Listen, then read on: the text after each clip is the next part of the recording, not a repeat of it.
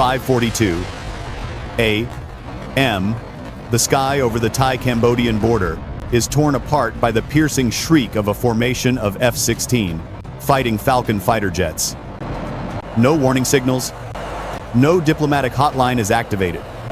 On the HUD screens of Thai pilots, the target is hard-locked inside a flashing red box. It is not a hidden military base deep in the jungle, nor an air defense radar station. The target is a casino complex, a massive hotel complex right next to the Poi Phet border crossing, where people and goods are still moving in bustling flows. Fox 2, weapons away. 4 JDAM smart bombs, satellite-guided, release from the pylons, plunging downward at near subsonic speed. 30 seconds later, the ground convulses. Violently, like a magnitude 6 earthquake, a colossal column of black smoke mixed with red fire erupts, engulfing the entire border zone in chaos. The blast hurls moving vehicles into the air and shatters windows of homes. Tens of miles away, this is not a technical malfunction, nor a live-fire exercise. This is the worst-case scenario that Southeast Asian military observers have long feared but never dared imagine. A direct, armed confrontation, modern and brutal between two neighboring nations, possessing some of the region's strongest firepower. What happens next? If Phnom Penh decides to retaliate immediately with long-range multiple rocket launch systems, the newly acquired PHL-03. If Bangkok orders armored forces, T-84 Oplot tanks, to push past checkpoints to create a buffer zone, and the most terrifying scenario of all, if China decides to impose a no-fly zone to protect its strategic investments, while the U.S. 7th Fleet is stationed just offshore in the Gulf of Thailand, at the highest level of combat readiness. All it takes is one small mistake. One miscalculation in the next 48 critical hours. The Thai-Cambodian border will not remain a limited battlefield. It will become the fuse that ignites a bloody proxy war, tearing apart the peace of ASEAN and forcing global superpowers to show their cards. In this brutal geopolitical chess match, this horrifying airstrike did not come out of nowhere. It was the climax of 6 months of covert escalation, carefully concealed behind stiff handshakes and forced smiles at regional summits, along rugged mountain ranges and busy border crossings. The line between peace and war is thinner than ever. Thailand's Royal Armed Forces Intelligence, RTA, had long suspected the casino complex across the border was more than an entertainment hub. High-resolution satellite imagery sent to Bangkok's command center revealed an alarming reality. Heavy cargo trucks, moving at night, carefully concealed. Unloading crates sized to match. Surveillance radar systems and FN-6 manpads. The real trigger was pulled at 3 a.m. just 2 hours before the explosion. A Thai Air Misnouf sense reconnaissance drone, while patrolling the border, was suddenly illuminated by fire control radar. Target lock warning signals screamed inside the control room at the Air Force Base to Thai generals. Override the failsafe now. This was no longer provocation. This was pre-launch behavior. Inside the cold underground operations room in Bangkok, the air turns heavy. Digital tactical maps shift from safe blue to level 3 red alert. The scramble order is issued directly from the Air Force commander at Takli Air Base. Technicians rush to load GBU 500-pound bombs onto the Cobra Squadron's pylons. On the ground, morning fog still blankets the forests, masking the terrifying silence before the firestorm. Before smoke from the Poi Phet casino blast has even cleared, air raid sirens echo across Phnom Penh. The communications network of the Royal Cambodian Armed Forces erupts with thousands of encrypted messages, classified at the highest level. At the general headquarters in Phnom Penh, the tension is suffocating. Radar screens clearly display the retreat flight path of the Thai F-16 formation This is considered an undeniable act of war. The Cambodian Prime Minister immediately issues a Level 1 National Defense Order. The entire military region, 4 and 5, responsible for the western border, are placed on the highest combat readiness. Mechanized infantry units begin leaving their barracks. The grinding of tank tracks on asphalt creates a chilling sound, signaling that peacetime is over. On the Thai side of the border, assessments do not stop. Retaliation is deemed inevitable. Under Order 6, the Royal Thai Army orders the 2nd Cavalry Division, the Royal Guard Force, to deploy into combat formations, the most advanced T-84 Oplot-M main battle tanks, with doublet explosive reactive armor covering their hulls, roar out of Prakanburi base, heading straight toward Aranyaprathet, their objective, to establish a steel shield blocking any force from crossing the red line. As the sun reaches its zenith, sporadic small arms fire gives way to the roar of the god of death. Cambodian artillery plays its strategic trump card, quietly accumulated over the past decade. The PHL-03 multiple rocket launcher system, manufactured by China. From camouflaged positions deep in the Oda Minche jungle, dozens of launchers raise their tubes simultaneously, with a range of up to 130 kilometers.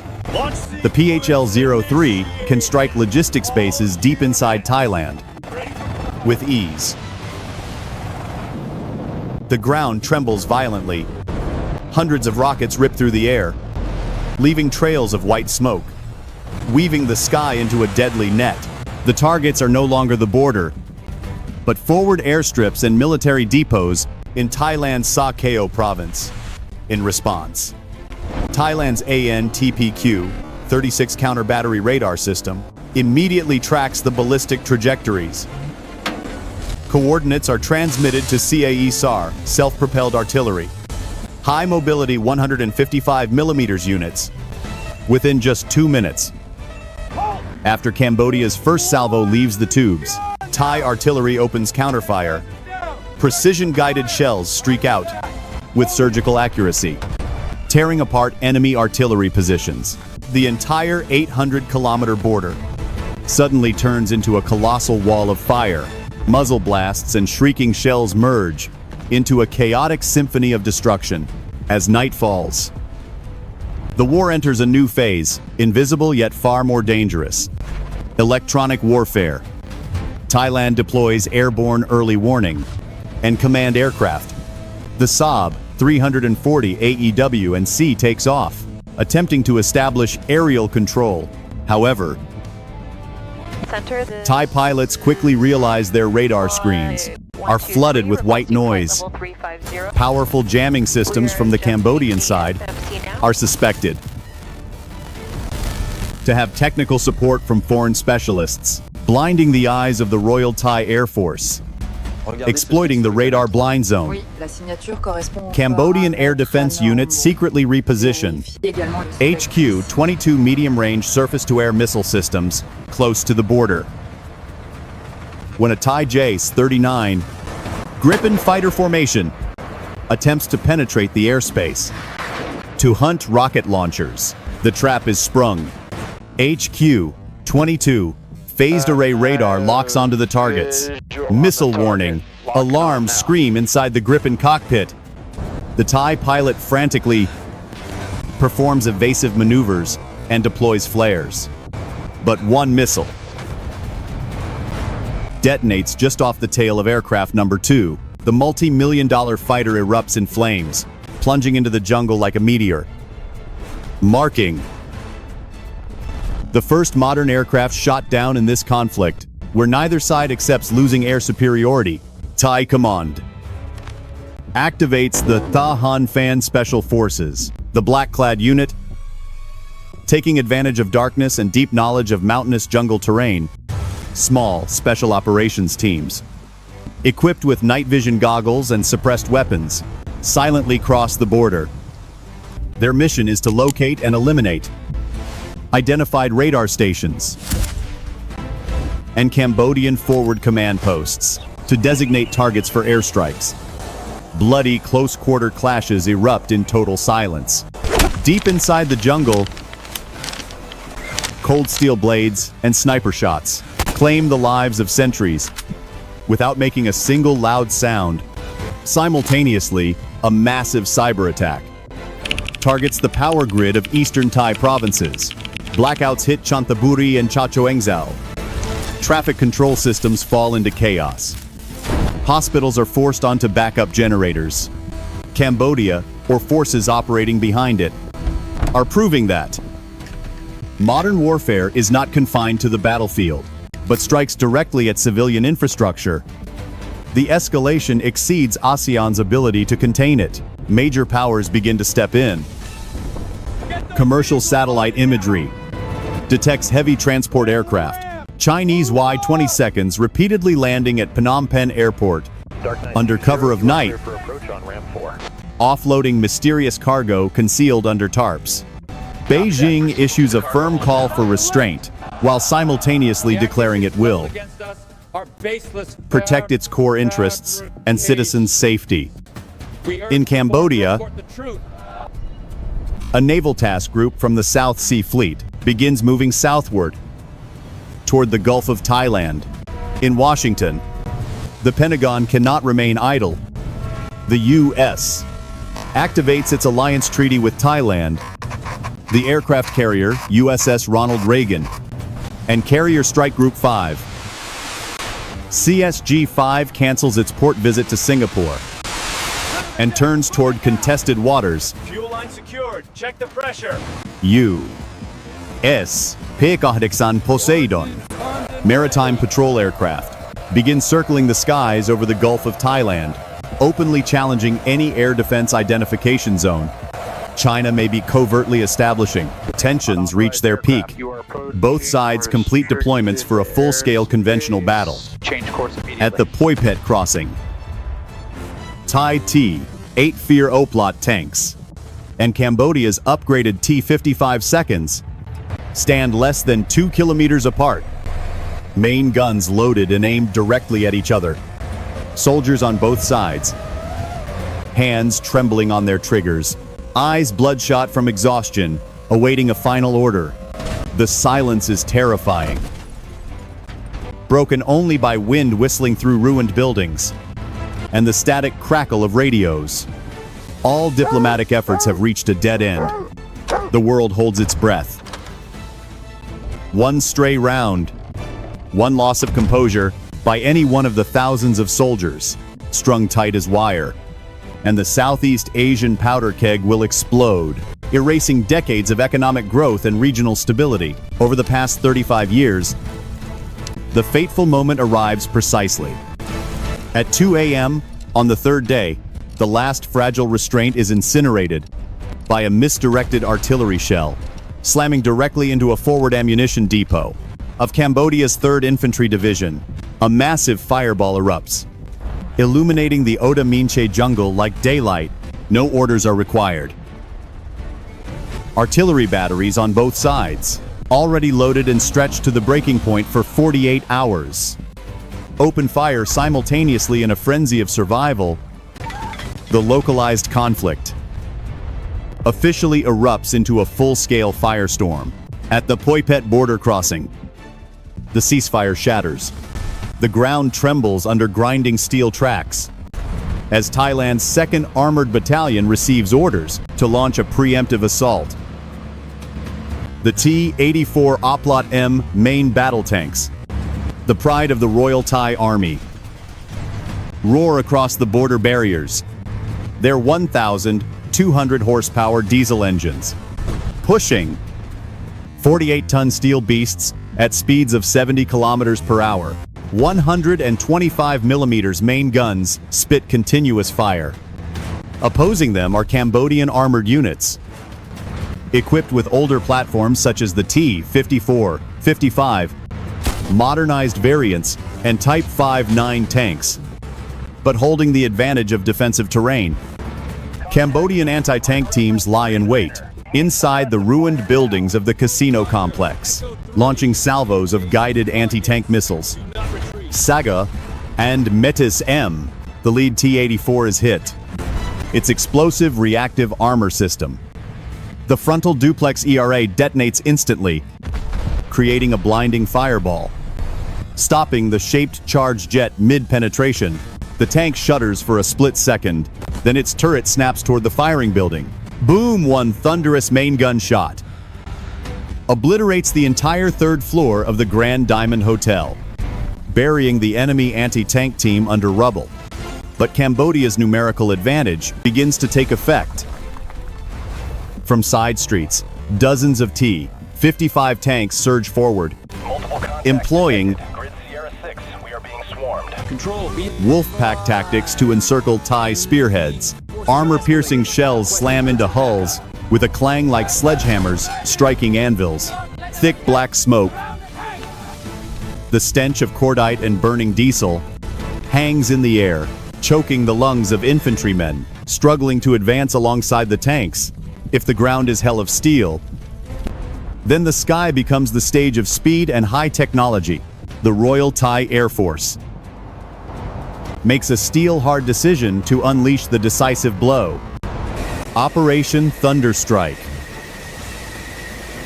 The entire Centotrerd and Quattrocentotrerd squadrons, Jugofira F-16 A, B Block Femtons and Tolv, Jostretionio Gripens, launch fully armed for air-to-ground and air-to-air combat. Their targets are not only artillery positions, but Cambodia's Air Defense Command Network, early warning radar sites, and HQ-22 missile batteries. Suspected near Siem Reap. The attack formation is detected. Cambodia's Air Defense Network reacts instantly. Ground radar screens swarm with red contacts. White trails of surface-to-air missiles streak upward, tearing through the night, racing toward Thai fighters like hungry fire serpents in the sky. Thai pilots execute high-G evasive maneuvers non-stop, violent defensive rolls to evade. Electronic warfare systems aboard the Gripens operate at maximum output, dispensing flares, lighting up the sky like deadly fireworks, each burst carrying a message of death. One unfortunate F-16 is hard-locked by fire control radar. The pilot screams over the SAM warning frequency. SAM launch, brake right. But it is too late. The missile's proximity warhead detonates. Just meters from the fuselage, the right wing is torn away. The jet spins out of control and plunges nose first into the jungle below, erupting into a massive fireball, illuminating the faces. Infantrymen fighting below like fallen gods. In retaliation, the remaining Gripens launch RBS-15F cruise missiles, modified for land attack missions. These airborne assassins skim treetops, weaving through valleys to avoid radar, before slamming into Cambodia's military region 4 headquarters. A chain of explosions ripples outward, flattening the entire command complex, severing communications for thousands of troops. The escalation spreads into the Gulf of Thailand. The Royal Thai Navy deploys missile frigates of the Radhanakosin class toward disputed waters to blockade sea supply routes to Sihanoukville. Cambodian fast attack missile boats respond, small, agile vessels surging from coastal inlets. A naval battle erupts at close range atop blackened waves.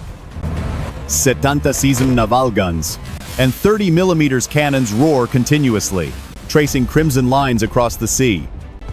A Cambodian patrol boat is hit by a 76mm shell. Its ammunition compartment detonates, flinging the vessel